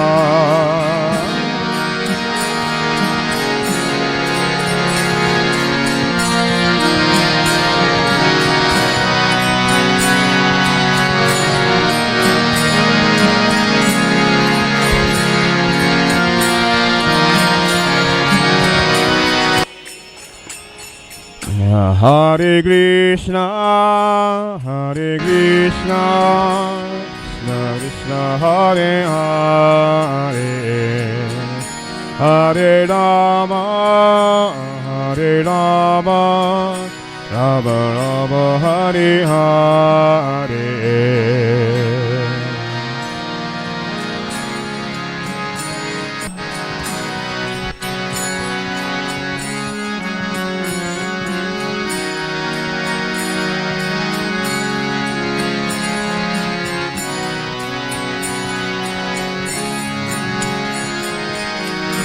Hare Krishna, Hare Krishna, Krishna Krishna, Hare Hare, Hare Rama, Hare Rama, Rama Rama, Hare Hare.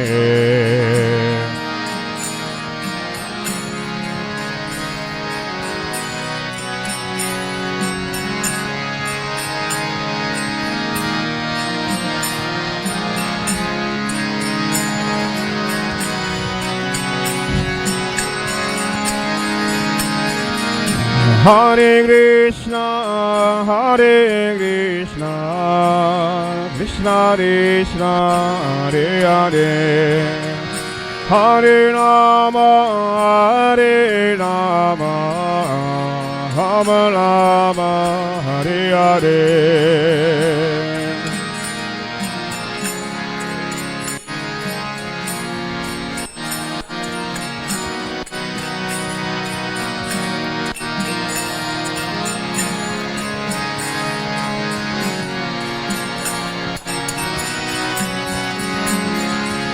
Hare Krishna, Hare Krishna, Krishna Krishna, Hare Hare, Hare Rama, Hare Rama, Rama Rama, Hare Hare.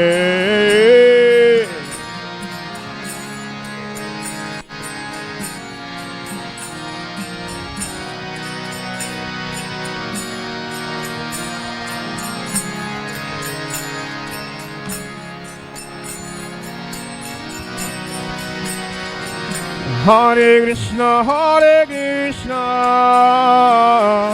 Krishna Krishna, Hare Hare, Hare Rama, Hare Rama, Rama Rama, Hare Hare.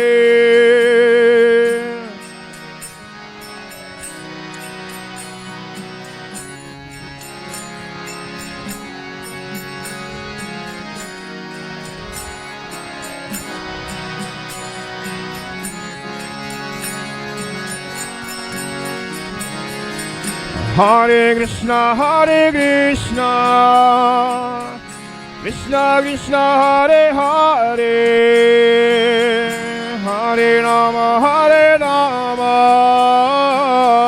Rama Rama, Hare Hare.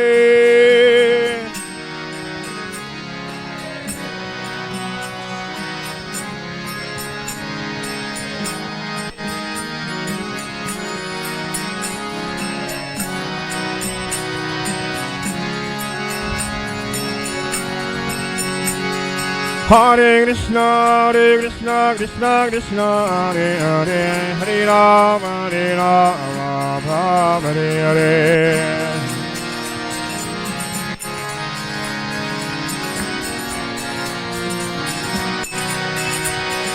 Hare Krishna, Krishna Krishna, Hare Hare, Hare Rama, Rama, Hare Hare.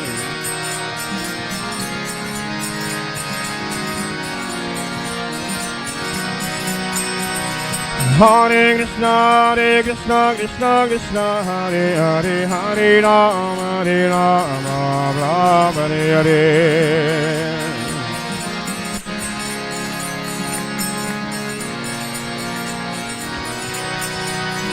Hare Krishna, Krishna Krishna, Hare Hare, Hare Rama, Rama, Hare Hare.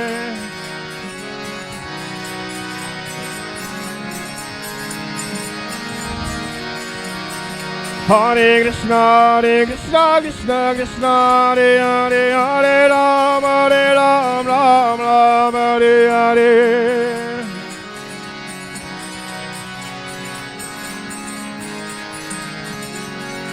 Hare Krishna, Krishna Krishna, Hare Hare, Hare Rama, Rama, Rama, Hare Hare.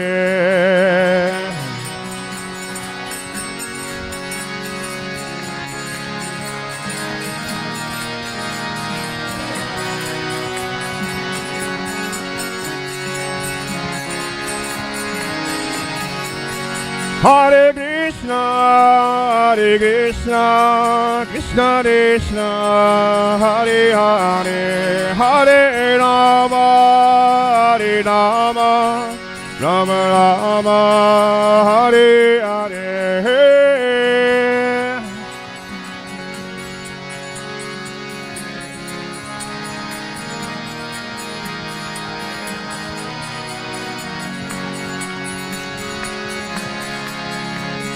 Hare Krishna, Krishna Krishna, Hare Hare, Hare Rama, Rama, Hare Hare.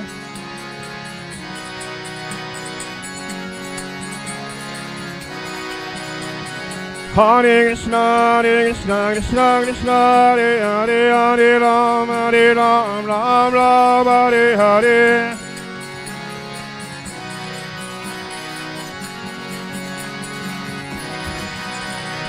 Hare Krishna, Krishna, Hare Hare, Hare Rama, Rama, Hare Hare.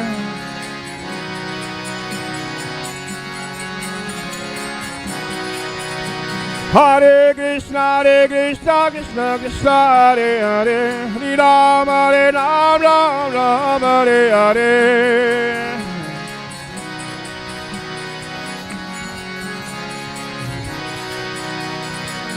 Hare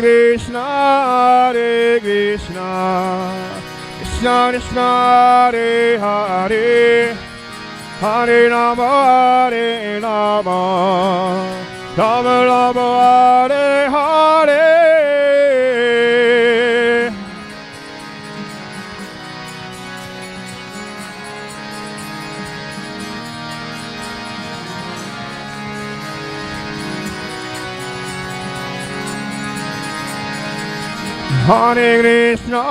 Hare Krishna, Krishna Krishna, Hare Hare, Hare Rama, Rama, Hare Hare.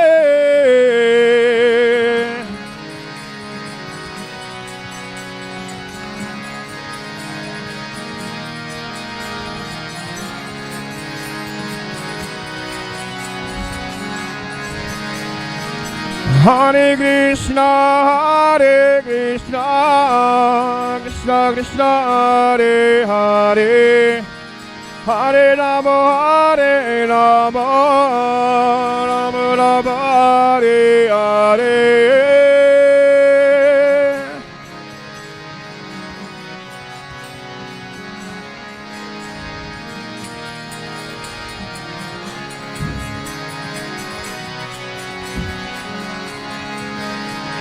Hare Krishna, Krishna Krishna, Hare Hare, Hare Ram, Ram Ram, Hare Hare.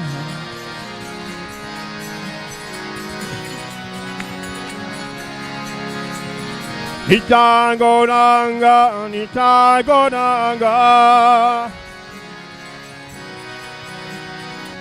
Nitai Gauranga, Gaura Hare. Gaura, Gaura, Gaura Hare. Gaura, Gaura, Gaura Hare.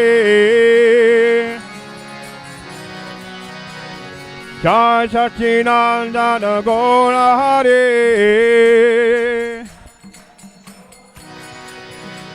Jai Satchinandana Gaura Hare.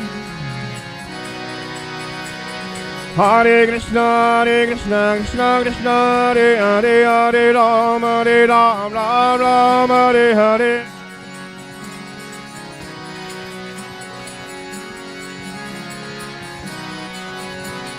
Hare Krishna, Krishna Krishna, Hare Hare, Hare Ram, Ram Ram, Hare Hare.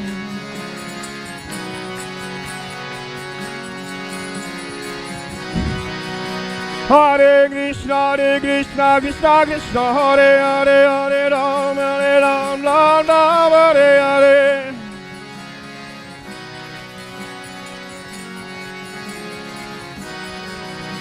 Hare Krishna, Krishna Krishna, Hare Hare, Hare Ram, Ram Ram, Hare Hare.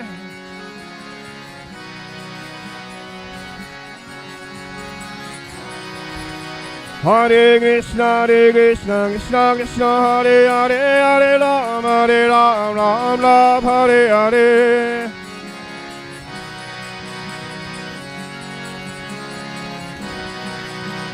Hare Krishna, Krishna Krishna, Hare Hare, Hare Ram, Ram Hare Hare.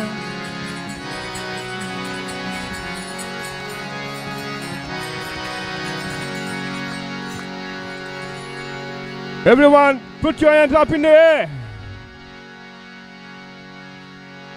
Hare Krishna,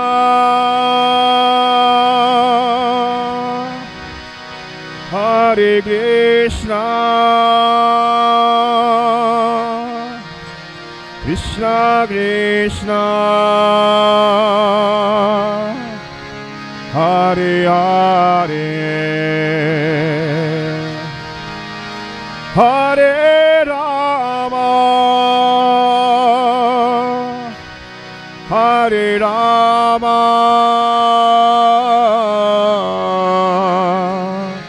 Rama Rama, Hare Hare. Come on, everyone now.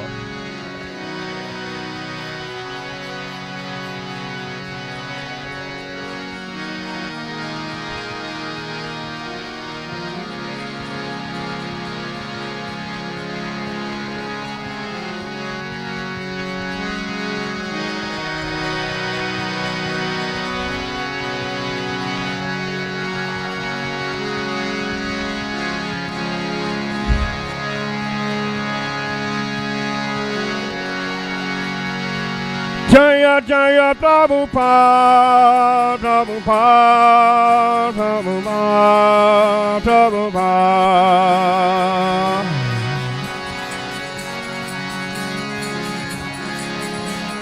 Jaya Jaya Prabhupada, Prabhupada, Prabhupada, Prabhupada.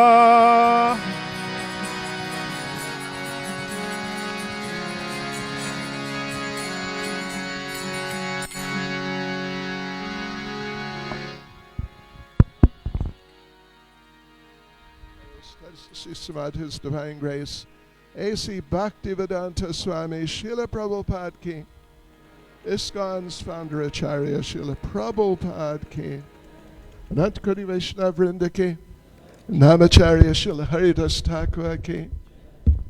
Prem se Krishna Chaitanya Prabhu Nityananda Shri Advaita Gadadha Shivasati Gaura Bhakta Vrindaki Shri Shri Radha Krishna Gopinath Sham Kund Radhakund Giri Govardhan Ki Shri Vrindavan Dham Ki Shri Mayapur Dham Ki Shri Jagannath Puri Dham Ki Shri Shri Radha Radhanath Ki Shri Giri Govardhan Ki Shri Chaitanya Mahaprabhu Ki Srila Prabhupada Ki Shri Harinam Sankirtan Ki Gaur Premanande. All glories to their Samo devotees. All glories to their Samo devotees. All glories to their Samo devotees. All glories to Sri Guru and Sri Gauranga. All glories to Srila Prabhupada. Namaste Narasingaya.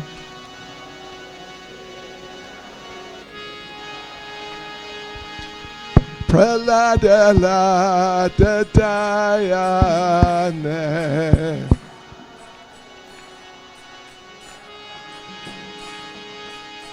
Hiranyakashipu Bhaksha.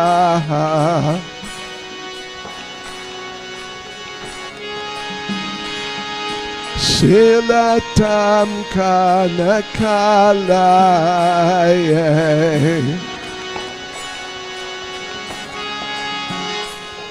Iton Risinga Paraton Risinga.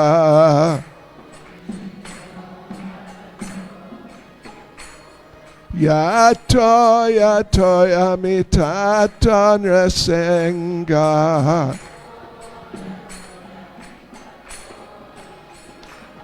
Bahen Risinga Ridayen Risinga.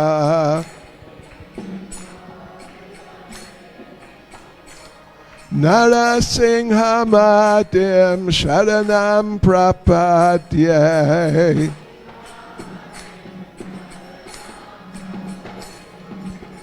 Tavakara Kamalavare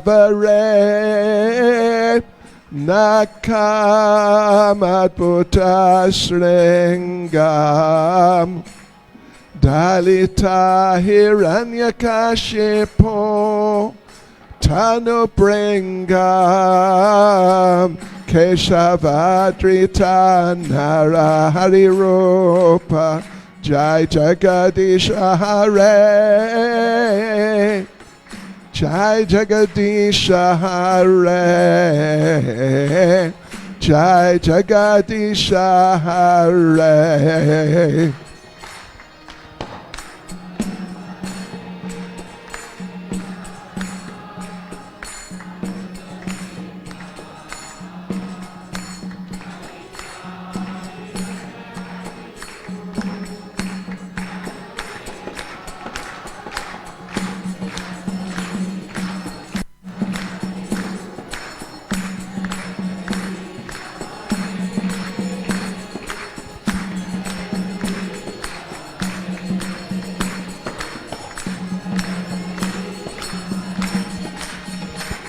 Jai Nrsingadev, Jai Nrsingadev, Nrsingadev, Jai Nrsingadev.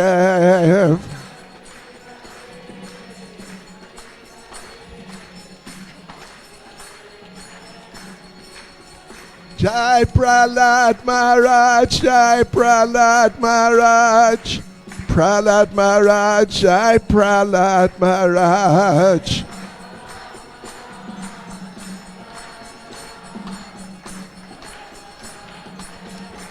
Jai Jai Prabhupada, Prabhupada, Prabhupada, Prabhupada.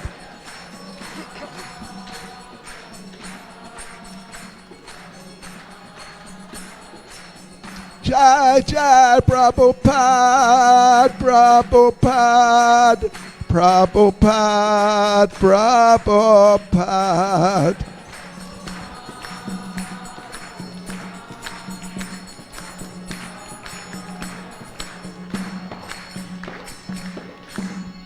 Shri Nrsingadev Bhagavan ke, Shri Prahlad Maharaj ke, Srila Prabhupada ke, Go Premanande. Haribol, Haribol. Hare Krishna, dear devotees. One quick announcement. Those devotees who do have prasadam coupons can please make their way down to the prasadam tent. And those who do not have coupons, please meet us by Srila Prabhupada and you'll receive your coupons then. Hare Krishna.